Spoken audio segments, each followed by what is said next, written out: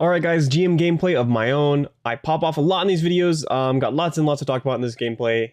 So yeah, let's do it. So GM is a support, of course, but it needs to be very aggressive, it needs to push into space, it needs to hold the space. In this sort of a circumstance, you're going to see essentially what happens when you try and walk into like 4 people alone, you die. This actually really isn't my fault though, really because my teammate should be here.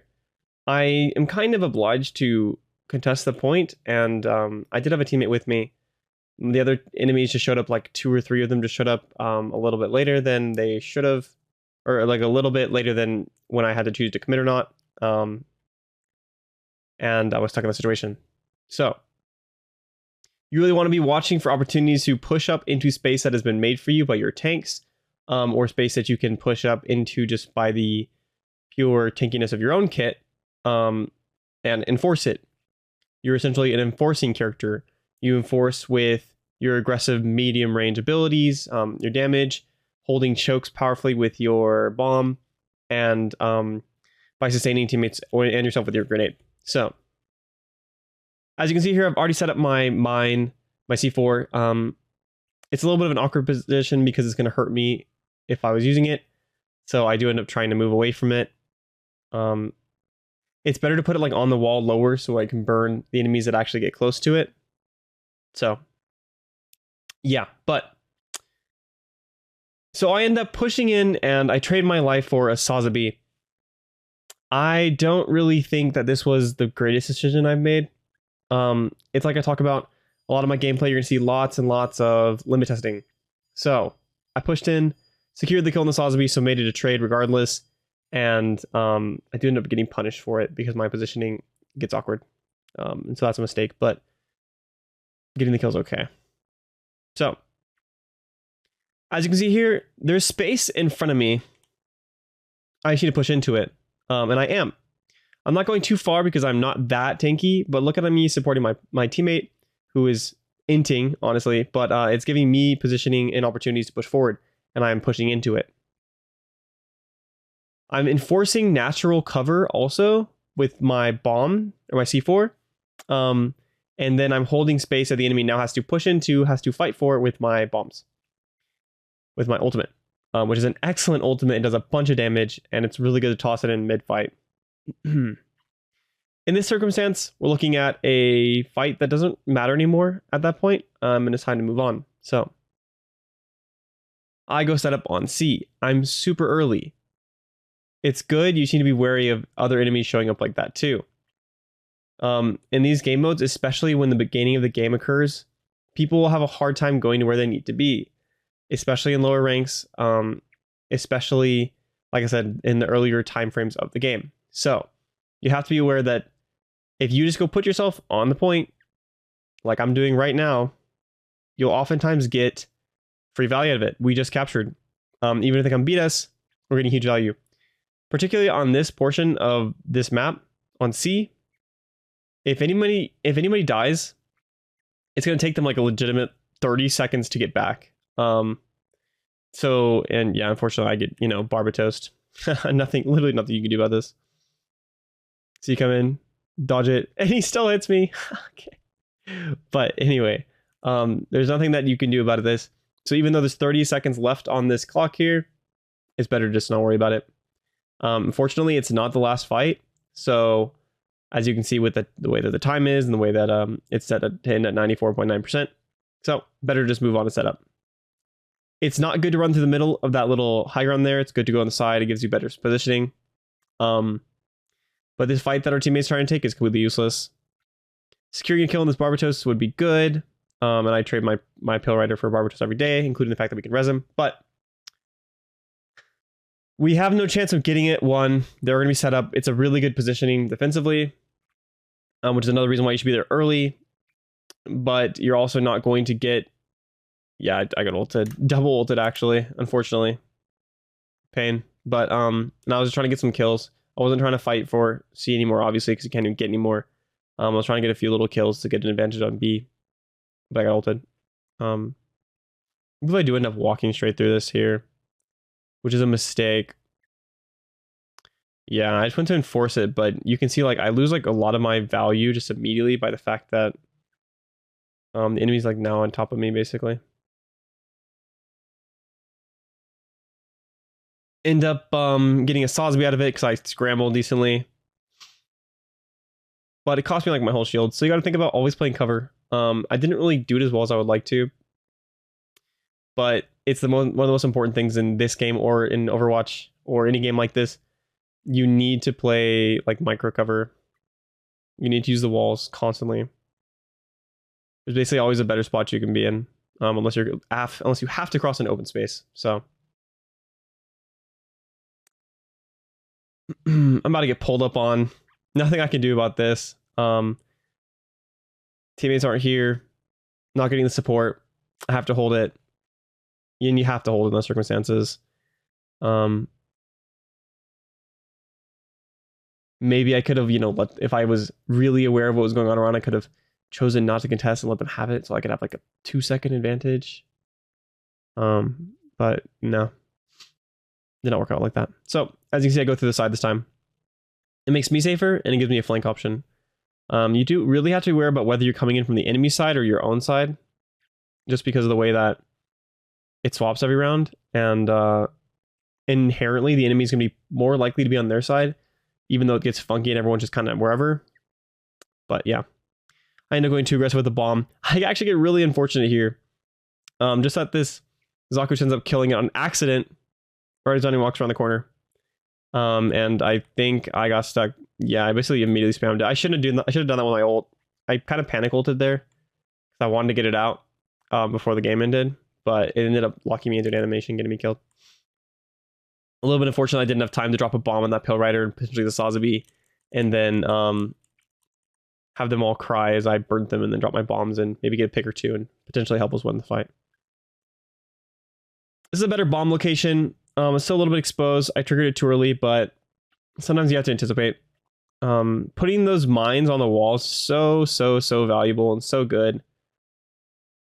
Yeah, as a side note, I don't recommend bashing into Barbatos. You just lose anyway. As you can see here, I'll slow it down.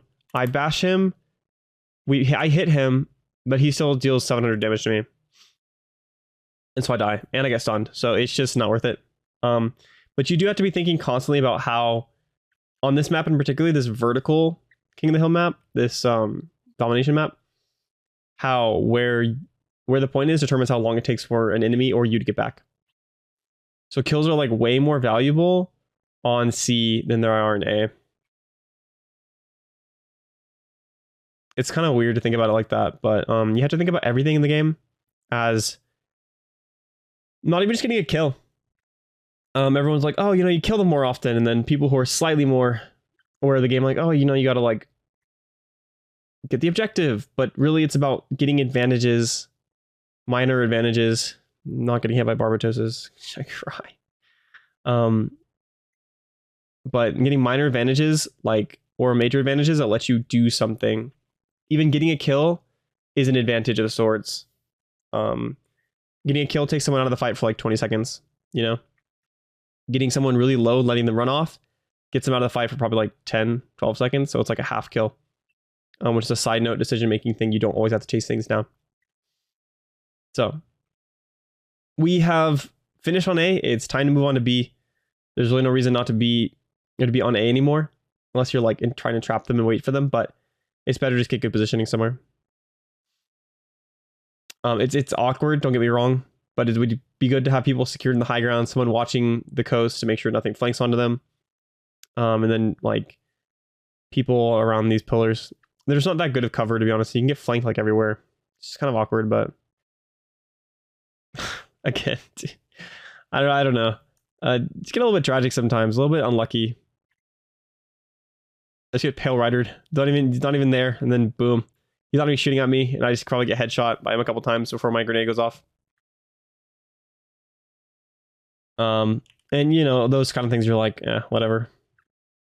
You shouldn't ever punish yourself for making a decent or correct decision if it doesn't end up well. Just because Just because it didn't end up going very well doesn't mean it wasn't a good decision. So, and vice versa. Just because something went well doesn't mean it was a good decision either. So you need to observe things like objectively. Oh, I should hold that grenade. I just missed it. Actually, I hit the gun tank with it, but it's a risky one because usually things just dash. Jumping on GM is very inaccurate, so you got to watch out for that. Makes your gun really inaccurate. And again, you can see me moving on to C, and I'm ahead of everyone on my team, just constantly. Just because they should be where I am. Instead, they're running back to A for absolutely no reason. If you're playing, it's why like playing in like a 6-stack is so advantageous in like this beta, things like that. Because you can literally just have all your people constantly go to where they need to be, and you will always have a huge advantage. And unless the enemy team are all talking or communicating, they aren't going to have that advantage. And in a game like this where having minor advantages is huge, having constantly like a whole extra player is kind of insane. So also, if you're playing on GM or on Sazabi and something goes down, you should think first to shield the res rather than actually go for the res. As you can see here, I'm shielding it. Because you never know when like a Pale Rider or like a GM sniper is going to show up on the side and try and shoot at the res. There are times for you to do it yourself, but yeah. So, we win that round. Dope. But as you can see, I'm playing very aggressively just in general. I'm not playing like I'm a support, you know. I have a shield, I have a powerful gun. It's time to go push up and frag.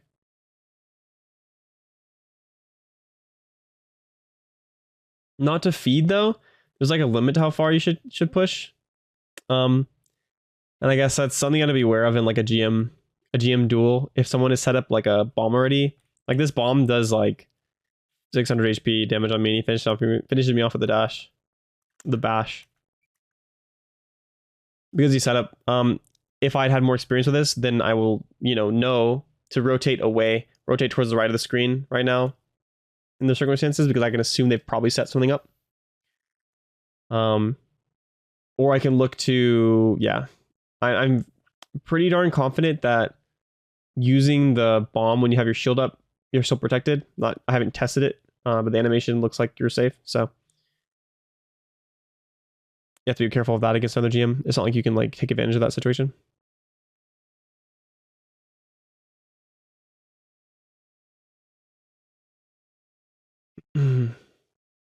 So, late peeking like this is pretty good too.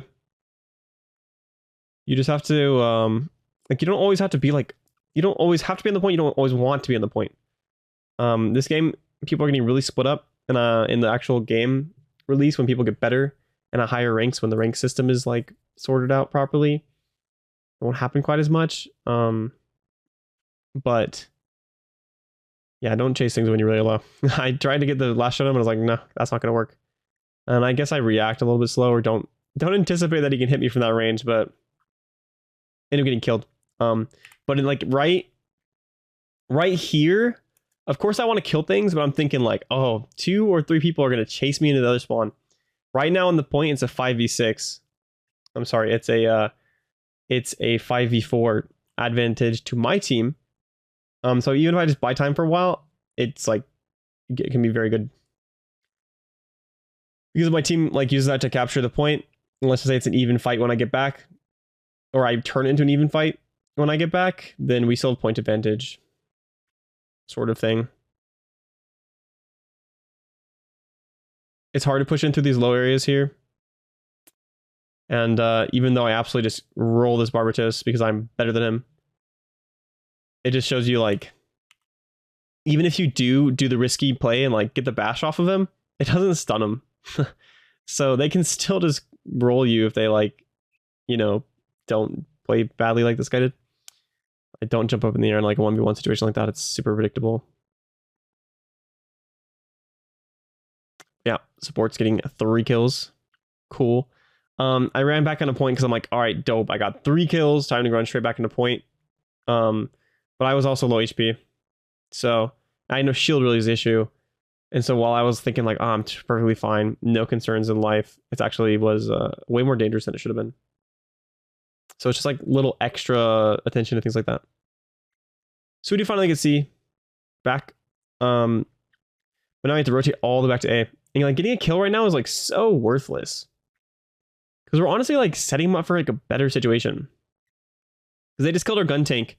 And now he's alive. Now. And he's going to be back to us before the fight even starts. It's just not really like a point in doing it, especially with your ults. Getting really low, have to back up. I do end up playing this character a lot like a tank player, or like a really aggressive tank for limit testing purposes, and you can get away with it. You have to be careful about Sazabi's, or not Sazabi's, about Barbatos is rolling up on you. But you can get away with all of that and get a lot of value out of it. It's just you don't want to be like, you want to position aggressively, but you don't want to like use the aggression so heavy to just run into like 3 or 4 people. You will just die though, because you're still only 800 HP, especially if they flank you. Or a Barbatos pulls up on you, because even if you're playing good, even if you're playing well, you get trashed by them. So B. Me pushing back into this objective. Okay. All right. Like, here's the thing. Yay, we win this fight. Because our Gundam ulted. But like, or we're about to, or we could potentially. But it doesn't matter at all. We have gained more or less nothing from that. If we'd had that for this next fight, it'll go a lot better than it does.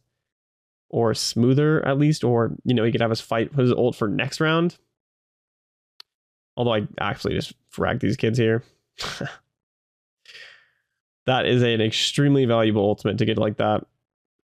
3 kills. 3 kills, guys. Let's see what we do with it. I think I ended up ending here. Yeah, I mean, I could like, I did the same thing. You know, I'm like, I got 3 kills. Let's just go. And then there's people waiting on point because my teammates aren't there. So yeah, my mistake. I should have been paying more attention to my HP and my shield health and slowed down a little bit. But, you know, it was a little bit bad. 3v1s are a little bit rough. You just kind of have to be careful about this little intersection here. This is one of my, this is like day 3. This is not my later day, so I stopped doing this as much, but just coming into this area is pretty dangerous. As a Sazabi player, I like to fly above and then land on the opposite side where we are right now, and then wait for them to come through the choke and just murder them. So you have to be careful about that. It's honestly better to just path through the left usually. It's faster if you really need to go through middle, but you should be expecting to run into somebody. I definitely don't like this situation that I have to jump on point like that into 5 people. So yeah, that's that. Unfortunately, I definitely popped off this game, but my teammates were honestly not helping me very much. There's a lot better I could have done, and maybe, you know, carried the game. But just in general, it's way better to think about how you did rather than your teammates. You don't want to sit around just like after this game, I could have been angry and like, oh, why are my teammates not helping me? I got like 3 kills, 2 times in really important situations in that last round. Like, why were we not able to win fights? And instead of just focusing on the fact that I was mispositioning sometimes and I was letting myself die because I wasn't paying attention to my shield health and whatever. That's one of the most important things about how to improve. And if you really want to improve and also want to enjoy playing games better, you should not focus on your teammates, you focus on yourself. So if you're looking for some learning in this game, make sure to check out my 6 mobile suit guides that I've finished so far. Talk about abilities, how to play, when to play, strengths and weaknesses, and they're nice, short little videos. So make sure to check them out, guys. And thank you for watching. Appreciate you guys.